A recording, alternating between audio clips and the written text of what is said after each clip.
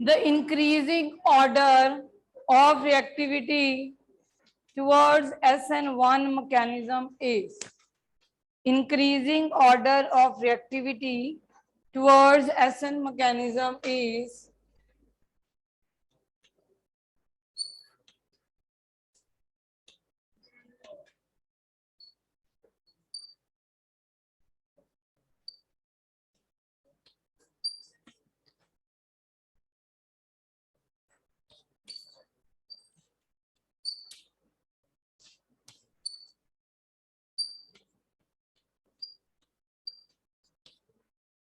you have to arrange these three in the increasing order of the reactivity towards SN1 mechanism. Your time starts now.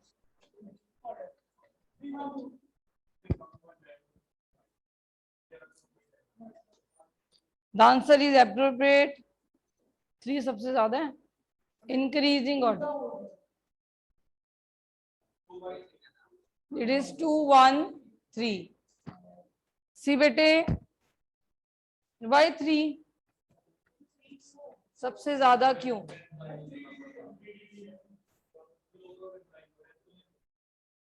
बेटे, this is like this. अगर ये निकल जाएगा तो पहले तो हमें पता है बेंजाइल स्टेपल होता है, और पैरा पोजीशन पे अगर मिथॉक्सी लगाओ इसका प्लस आर और इफेक्ट बढ़ जाता है. ठीक है, तो जीएस सबसे ज्यादा स्टेबल होगा, then secondary and then primary. This is what is SN1 बेटे. SN1 में क्या बनते हैं? क्या ट्रांजिशन स्टेट बनती है या इंटरमीडिएट्स बनते हैं? SN 2 मैकेनिज्म होते हैं न्यूक्लियोफिलिक सब्स्टिट्यूशन के. कौन कौन से मैकेनिज्म होते हैं? कार्बोकेटाइन. कार्बोकेटाइन की स्टेबिलिटी का ऑर्डर क्या है? क्यों? अच्छे से हेल्प करो बेटे, अच्छे से, ये अच्छे से हेल्प कर रहे हो और अच्छे से हेल्प करो. पेपर में भी ऐसे करना, इसको पास बिठा देना, आंसर बता देना. ठीक है, अच्छे से करते हैं. अधूरी हेल्प करोगे पेपर में इसको हो जाएगा. बस साथ में बैठ जाना, पेपर करवा देना. ये प्लस आर इफेक्ट लगता है बेटे. यहाँ पे क्या होता है प्लस आर? ये बेंजीन इसको इलेक्ट्रॉन दे देगी and you will get so many resonating structure. So many resonating structure. That is why. अगर आई इफेक्ट से रेजोनेंस इफेक्ट को कंपेयर करें तो रेजोनेंस इफेक्ट ज्यादा इलेक्ट्रॉन देता है as compared to I effect. Answer सबसे कम ये है, फिर ये है, फिर ये.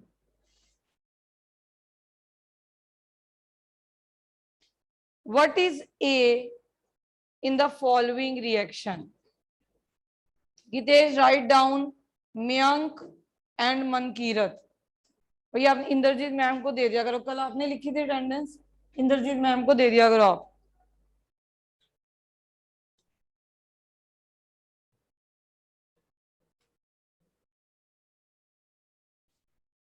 Now you are given with this reaction.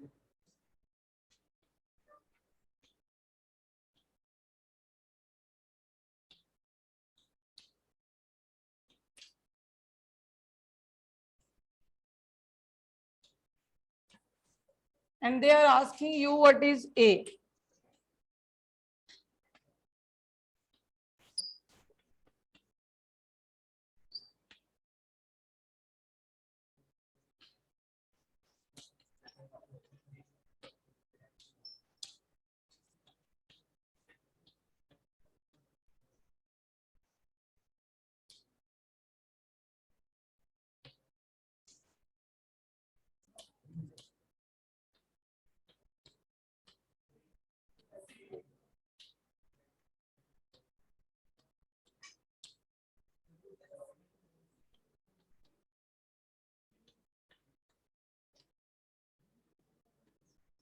Shivam stand up and go there, stand up बेटे, तो डिस्कशन नहीं खत्म होती, stand up, third bench.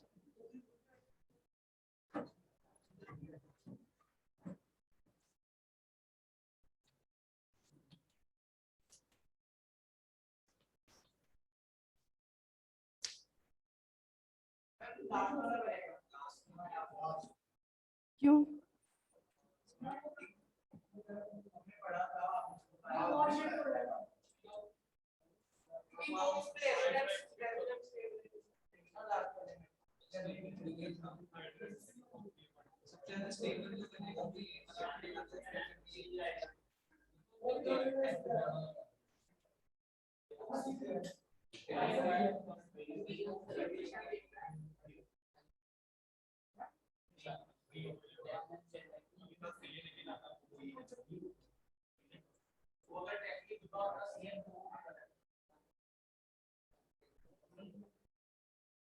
What is Markovnikov rule? Negative part of adding on species go towards that carbon atom which have lesser number of hydrogen. So this is a double bond. Benzene can't be affected as resonance चली जाएगी इसकी, तो हम इधर की कुछ कर सकते हैं, इधर ही बेंजीन के अंदर कुछ नहीं कर सकते, तो ऐसा स्ट्रक्चर तो बिल्कुल ही नहीं बन सकता। ठीक है, अब हमारा यहाँ पे अगर हम पॉजिटिव अटैक करेंगे तो पॉजिटिव यहाँ आएगा, समझ आ रही है? आप कहते हो कि हम हाइड्राइड शिफ्ट कर लें,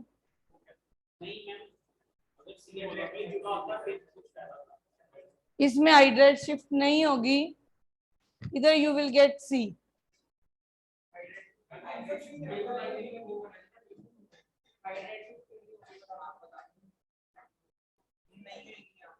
आप करके देखो हाइड्राइड शिफ्ट, कौन सा कार्बोकेटाइन बन रहा है आपका?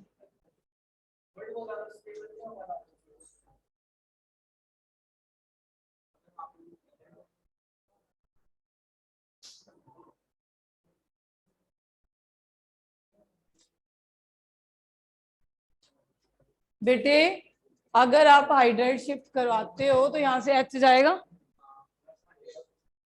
तो ये इलेक्ट्रॉन कैसे लेगा बताओ, इसके पास हाइड्रोजन है ही नहीं। हाई जब बेंजाइल स्टेबल बनता है तो यहाँ पे कुछ लेने वाला भी तो हो ना, यहाँ पे H भी तो हो।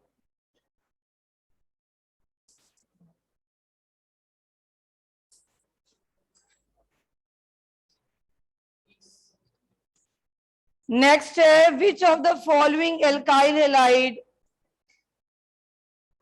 will undergo SN1 mechanism more readily. So you have same alkyl halide, the only fluorine, chlorine, bromine, iodine is different. So which is better living group? इसका आंसर यही है।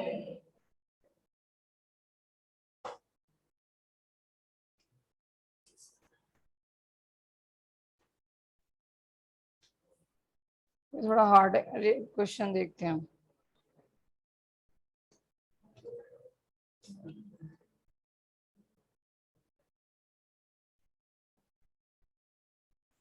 Let me take one reaction base now. So you have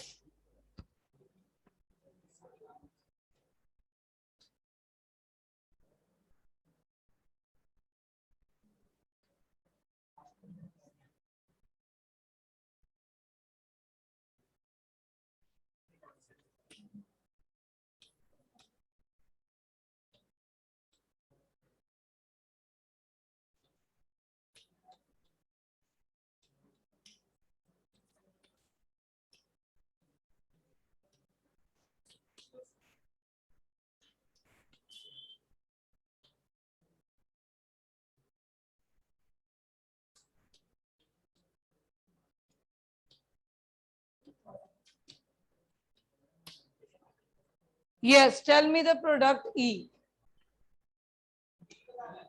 E बनाना है आपने, D तो बना ही लोगे। You have to tell the E.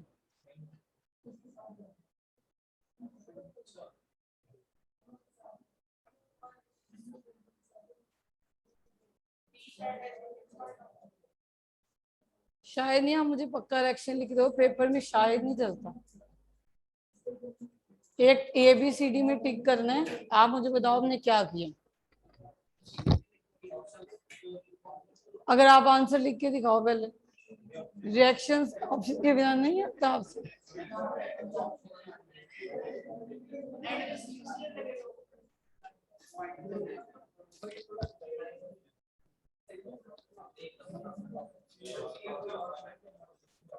Q plus cyanide,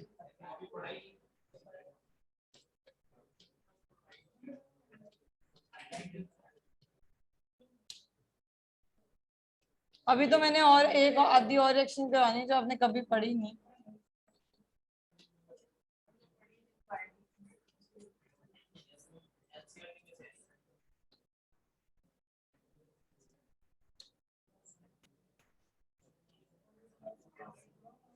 NCERT आपने कभी पढ़ी है?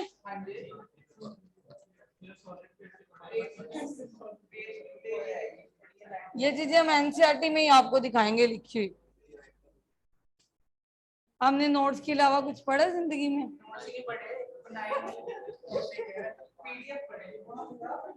यस बेटे, what is the correct option? Tushar, write down Gitesh, Tushar.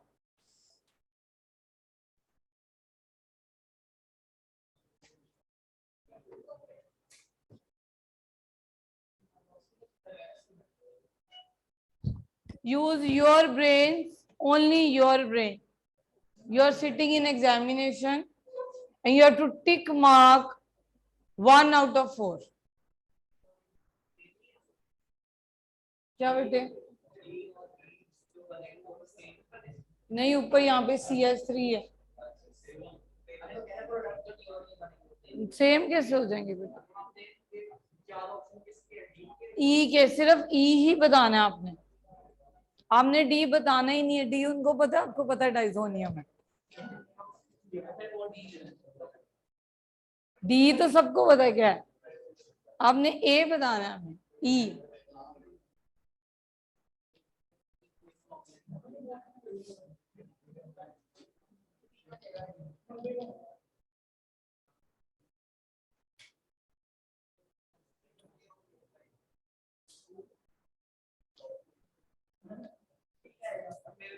सोचो आप, मैं अब नेक्स्ट सेक्शन तब तक आपके लिए सोच रही हूँ।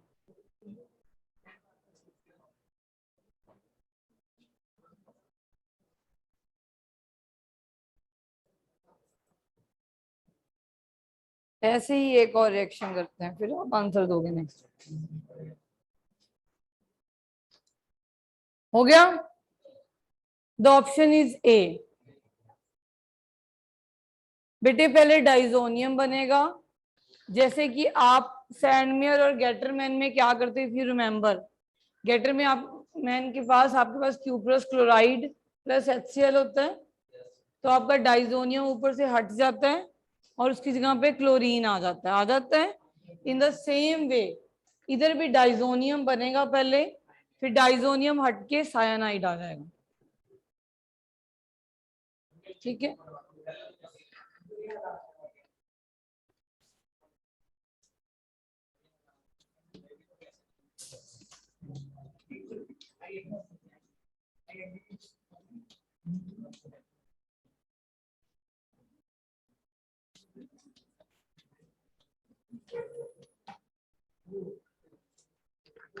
Now next, this type of the reaction, I want a quick response from this reaction. अगर एक कर लिए तो दूसरी भी आ जानी चाहिए अपने आप।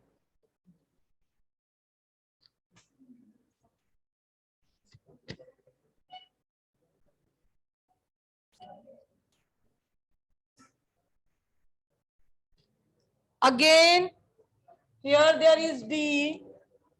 Here they have written cuprous chloride, Y and N2. So what will be your result? तो क्या बनेगा? नेम बताओ प्रोडक्ट का। बेटे प्रोडक्ट का नेम पूछ रहे हैं वो हमसे। The product is chlorobenzene. Next write down toluene react with chlorine in presence of sunlight. You have to tell the name of the product. They are asking you the name without option. बेटे term second में क्या करोगे आप? तब उसमें option ही नहीं होनी बेटे. उससे बड़े चैप्टर हैं एल्डिहाइड कीटोन्स, कार्बोक्सिलिक एसिड.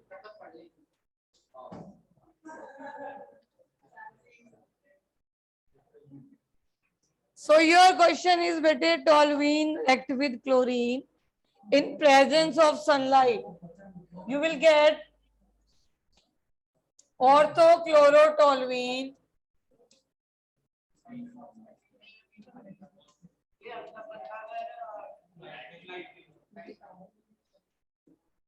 पहली वाली चीज नहीं रहेगी. यहाँ ये चलता है.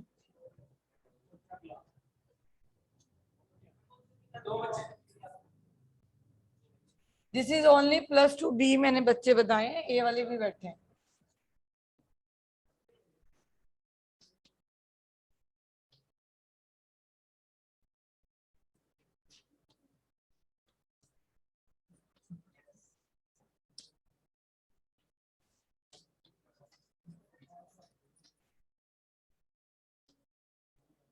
आप इनको अपने आप दिमाग यूज करने दिया करो ना. डिस्कस करना ही नहीं है. आप स्ट्रक्चर बना के देखो और आंसर दो.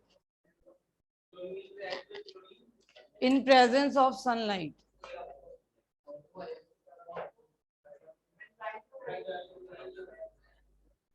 स्ट्रक्चर बनाओ बेंजाइल क्लोराइड का. Hurry up, draw the structure of benzyl chloride.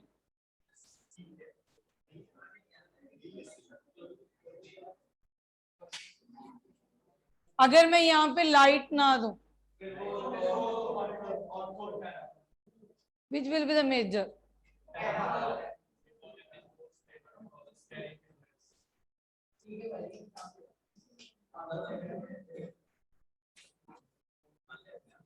Next, identify B.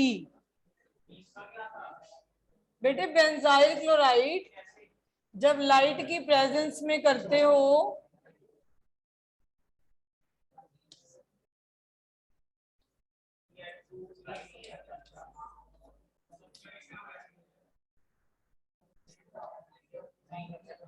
अब नेक्स्ट में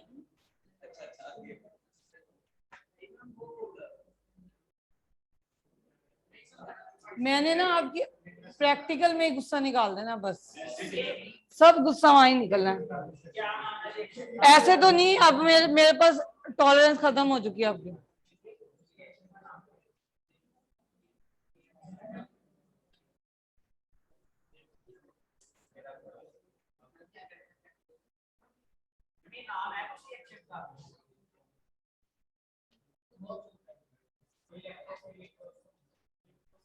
इसका free radical substitution.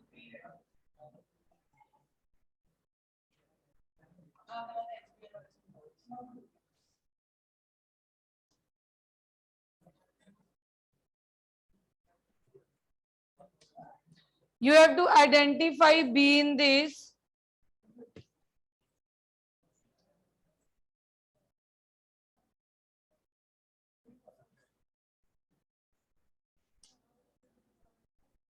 Dhruv.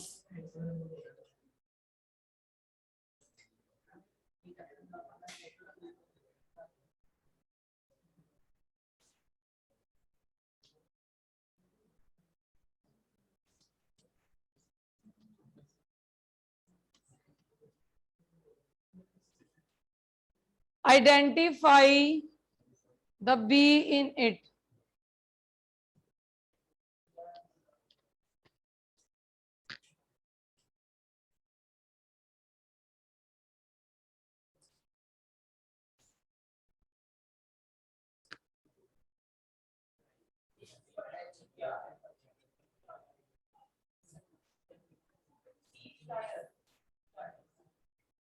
I don't want shayad.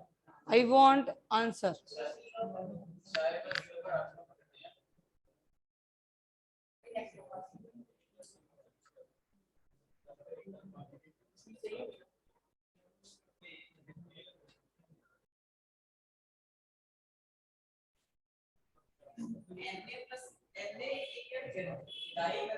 Dry ether, जब भी मेटल की रिएक्शन होती है उसको ड्राई ईथर में ही करवाया जाता है, क्योंकि ये क्लास आप शायद 7th 8th में पढ़ जाते हो कि sodium catches fire in air.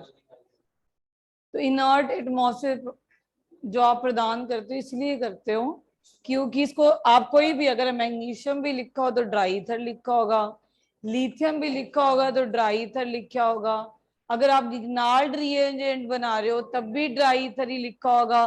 फिर गिग्नाल्ड रिएजेंट हाइड्रोकार्बन बना लेता है। चैप्टर हम वीक स्टूडेंट्स कर रहे हैं बेटे, बाकी क्लास के लिए क्वेश्चंस ही रिवाइज होने हैं। इसके बाद हम नेक्स्ट चैप्टर नेक्स्ट वीक है, अल्कोहल फिनल शुरू हो जाएगा। तो बेटे यही करते रहना, करना क्या है, सॉलिड स्टेट करना है। चलो बेटे इसमें कुछ नहीं करके आए पेपर में, उसमें तो मैं देखती थी ABC फर्स्ट चार्ट ठीक है, उसके बाद क्रॉस है, सब के ऑर्गेनिक में क्रॉस लगे हैं, जहां फिजिकल क्वेश्चन आया वहां पे ठीक लगा हुआ है।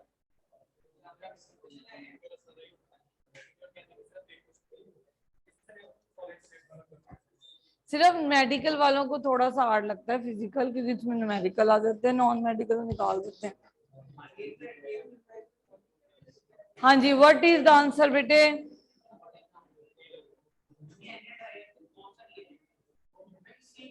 मैंने किससे दिन ना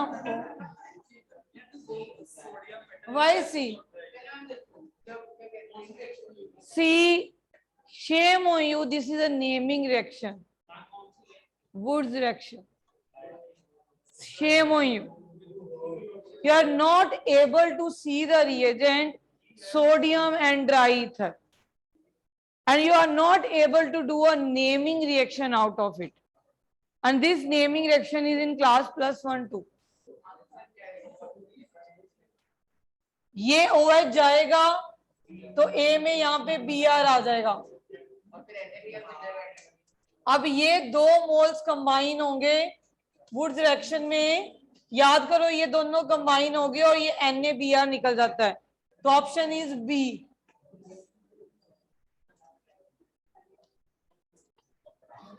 This is one of the naming reaction and still you are not able to do it.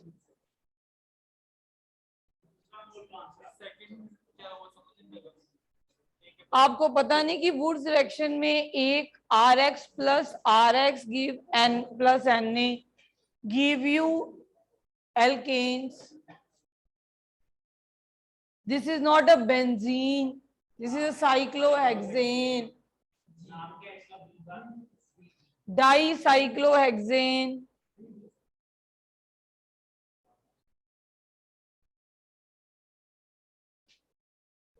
See, bete, channelize yourself. It's high time now. On by 29th, you will be having pre-boards. और term 1 term 2 में divide हो गया, syllabus board ने इतना कम कर दिया, अभी भी आप इसको फन की तरह ले रहे हो क्योंकि आपको पता ही नहीं है कौन सा क्वेश्चन आना है। जब सब्जेक्टिव होते हैं तो हम ये बता देते हैं कि इस क्वेश्चन में इंपॉर्टेंट है, इस क्वेश्चन में ऐसा क्वेश्चन पूछा जाएगा। अब ऑब्जेक्टिव में तो हमें भी नहीं पता, हम सिर्फ आपको टॉपिक बता सकते हैं कि इंपॉर्टेंट है, उसमें कैसे मॉडिफाई होके आने हमें नहीं पता। अब वुड्स रिएक्शन है, हमने आपको बता दिया कि नेमिंग इंपॉर्टेंट है, अब नेमिंग का ऐसे बन के आएगा, यू नेवर नो। ऑब्जेक्टिव के लिए बहुत ड्रिलिंग चाहिए, बहुत ज्यादा ड्रिलिंग चाहिए आपकी। मैं रोज आपको यही बात समझाती हूँ, जितने क्वेश्चन कर सकते हो करो। अगर यहाँ पे हेलो एल्केन्स चल रहा है, घर पे भी जाके हेलो एल्केन्स के MCQ सॉल्व करने की कोशिश करो। यू नेवर नो कौन सा क्वेश्चन होगा। अब हमें पता है कि नेमिंग से आना है, हमें ये आइडिया हो गया कि रिपीटेडली SN1 पूछा गया है, SN2 पूछा गया है, तो इसमें से आ जाना है, पर क्या आना है हमें खुद नहीं पता। किसी टीचर को नहीं पता, चाहे आपके ट्यूशन टीचर्स हैं उनको भी नहीं पता। सब्जेक्टिव में वी आर अवेयर कि बच्चों को हमने ये क्वेश्चंस करवाने हैं, ये ऐसे पूछे जाते हैं क्योंकि हम करवाते नहीं हर साल। अब ऑब्जेक्टिव में हम क्या बोल रहे हैं आपके लिए, यही बोलेंगे सेल्फ ड्रिलिंग करो, जितने क्वेश्चंस कर सकते हो करो। आपको बात समझ नहीं आती है, आप जितनी देर चैप्टर अप्लाई करना नहीं सीखोगे तब तक आपकी ड्रिलिंग नहीं होगी। चैप्टर पढ़ के अब कुछ नहीं होना जितने, क्योंकि कई बार होता है कि हमने एक बार ये क्वेश्चन देखा हो वही एग्जाम में हो जाता है, तो क्वेश्चंस देखे होंगे तभी वो एग्जाम में दिखेंगे आपको। अगर नोट्स देखे देखे होंगे, क्वेश्चन देखे नहीं होंगे, तो आपको ये नई चीज लगेगी, ये हम ये पढ़ के आए थे तो ये कहां से आ गया।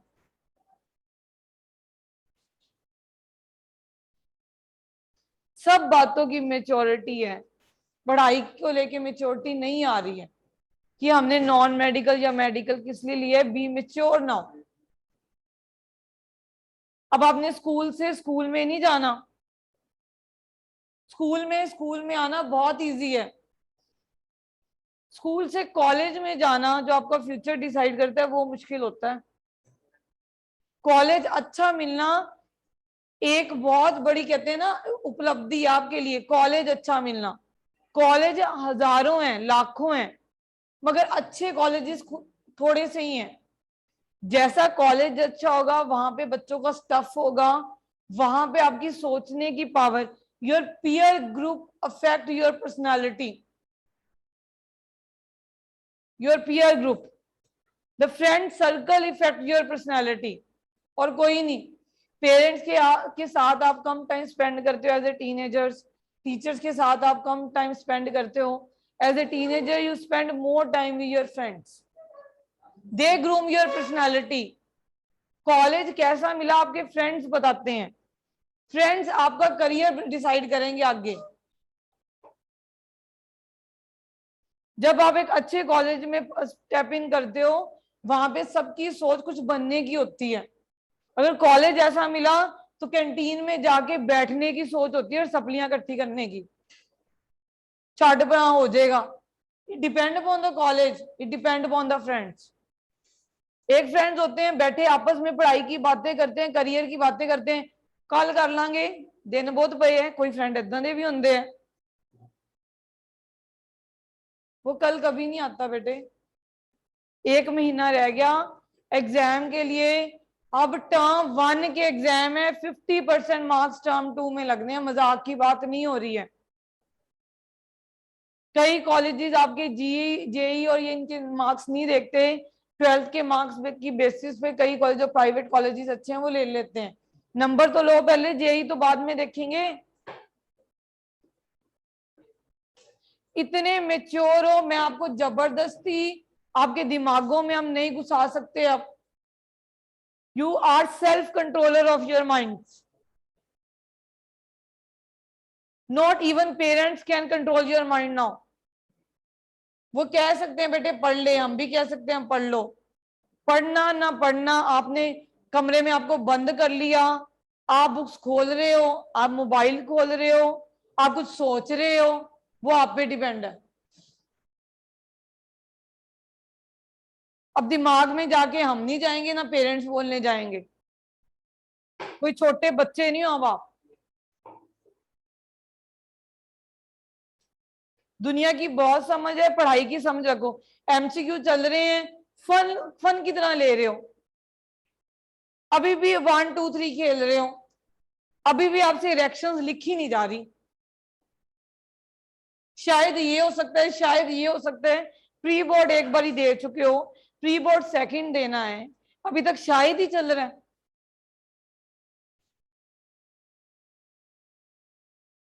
तो कब कहोगे yes this is the answer, this is the reaction. बेटे सेल्फ कंट्रोल करना शुरू कर दो। We can't control you, neither your parents, we can only suggest you, we can only guide you. You are self, you have self control on yourself. आपके mind में अंदर घुस के हम नहीं जा सकते, खुद माइंड चेंज करोगे। ये बहुत साल पहले बोला गया था कि मन जीते जग जीत, बहुत साल पहले, और ये आपके लिए बोला जाता है क्योंकि खुद हो आप अपने माइंड के कंट्रोलर। तभी मैं जब भी बच्चे 11th-12th में आते हैं तो एक लाइन में हमेशा बोलती हूँ, ये शेरों का काम है, क्योंकि शेर अकेले चलते हैं, भीड़ में गिद्दड़ चढ़ते हैं। जितना अलग अलग रह के सेल्फ स्टडी करना सीखोगे ना, उतनी आप आगे बढ़ोगे इसमें, मेडिकल नॉन मेडिकल में। दूसरा क्या कर रहा है, क्यों कर रहा है, आपको कोई मतलब नहीं होना चाहिए। मैंने कौन सा कॉलेज लेना है, वहां पे और फ्रेंड्स बनते हैं, कुर्सी को सलाम होता है। आप किसी को भी, अगर प्रिंसिपल मैम को भी, कोई भी टीचर आती है, अगर उसको विश करते हो ना, सिर्फ उसकी सीट के कारण, अदरवाइज कुछ नहीं है। Otherwise one standing in front of you is a human being, this is your will, you have to respect और नॉट। जबरदस्ती जो आपके मन से रिस्पेक्ट आती है, जो जबरदस्ती मैं कहती हूँ, वो भी उसकी सीट के कारण आती है। तो सीट बनाओ, आपने क्या बनना है लाइफ में। हर बारी आपको आपको जबरदस्ती हम बांध के नहीं रख सकते, अब आपकी एज नहीं है ये। अब आप खुद कंट्रोल करो अपने माइंड को। बारी बारी आपको बोला जाए चुप कर जो, सेल्फ डिस्कस ना करो, खुद आंसर दो, क्यों बोला जाता है, फिर भी आप वही कर रहे हो, क्योंकि आपके माइंड के ऊपर आपका कंट्रोल ही नहीं है। इसलिए बोला जाता है क्योंकि पेपर में आपने खुद आंसर्स देने हैं। आप देखो कि आप दे पा रहे हो, नहीं दे पा रहे, कहाँ लैग कर रहे हो, फिर इंप्रूव करो ना। इन्हीं बुक से क्वेश्चंस बन के आने हैं, और कहीं बाहर से तो नहीं आने। ब्रैकेट में सब में एनसीईआरटी एग्जाम्पलर लिखा हुआ है, कईयों में इंपॉर्टेंट लिखा हुआ है, कहाँ से आएंगे, कोई आसमान से तो डालने वाला नहीं। बोर्ड में भी टीचर्स ही बैठे हैं। करो बेटे, सेल्फ डीलिंग करो। Today is already I think 13। कितने बुक्स हैं, कितनी चैप्टर्स हैं, क्यों नहीं कर रहे हो आप। Change your attitude, change it now. हर बारी मस्ती का टाइम चला गया है, अब मस्ती का टाइम आएगा जब आपके कॉलेज आ जाएगा। कॉलेज अच्छा मिल गया ना, आप मानो लाइफ विल बी बेस्ट, आपकी friend circle will be best, you will become one day something, अपने आप लाइफ अच्छी। 9 से 12th पेरेंट्स बोलते जाते हैं आपको पढ़ लो, आई दिन है। 9 और 10th आपकी स्ट्रीम चूज करवाते हैं, 11th और 12th मेन करियर बनाते हैं, क्योंकि इन्होंने कॉलेज देना होता है आपको। एक बार ही कॉलेज मिल गया, अपने आप सियाने हो जाते हो आप, अपने आप ही। कॉलेज में आप चाहे एक दिन पहले भी पढ़ लो ना, तब भी नंबर आ जाते हैं, क्योंकि आपके पीयर ग्रुप बहुत effect. When I used to be in the college, आप मानोगे नहीं,